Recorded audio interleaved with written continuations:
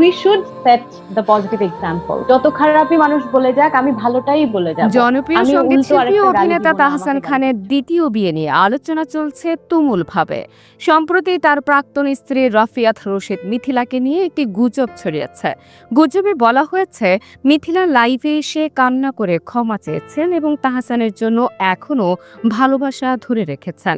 তবে fact checking প্রতিষ্ঠান rumour scanner এই দাবিকে পুরোপুরি মিথ্যা প্রমাণ করেছে। তাহসানের বিয়ের দুদিন পর মিথিলা তার মেয়ের সঙ্গে একটি হাস্যোজ্জ্বল মিরর সেলফি ফেসবুক স্টোরিতে পোস্ট করেন। এটি প্রমাণ করে তিনি একদম স্বাভাবিক ছিলেন। কোনো ভিডিওতে মিথিলার কান্নার দৃশ্য পাওয়া যায়নি, বরং এটি একটি কৌশলগত গুজব যা কিছু ভুয়া সোশ্যাল মিডিয়া পেজ থেকে ছড়ানো হয়েছে। 4 জানুয়ারি তাহসান খান যুক্তরাষ্ট্র প্রবাসী মেকওভার আর্টিস্ট রোজা আহমেদের সঙ্গে বিবাহ বন্ধনে আবদ্ধ হন। রোজা নিউ ইয়র্কে কসমেটোলজি লাইসেন্সধারী এবং একটি মেকওভার ব্যবসার প্রতিষ্ঠাতা। রোজার বয়স নিয়ে নেটিজেনদের মধ্যে ব্যাপক কৌতূহল। বিভিন্ন সূত্র থেকে জানা যায় রোজার বয়স 26 থেকে 30 বছরের মধ্যে। অন্যদিকে তাহসানের বর্তমান বয়স 45। বয়সের এই ব্যবধান নিয়ে আলোচনা হলেও তাহসান রোজার সম্পর্কের গভীরতা প্রমাণ করে যে ভালোবাসা বয়সের সীমা মানে না।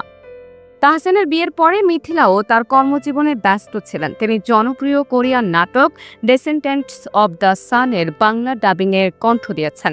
তার এই সাফল্য প্রমাণ করে তিনি নিজের ক্যারিয়ারে নতুন মাত্রা যোগ করছেন। তাহসানের দ্বিতীয় বিয়েতে ভক্তদের মধ্যে মিশ্র প্রতিক্রিয়া দেখা গেছে। কেউ তাকে নতুন জীবনের জন্য শুভেচ্ছা জানিয়েছেন, আবার কেউ বয়সের ফারাক নিয়ে সমালোচনা করেছেন।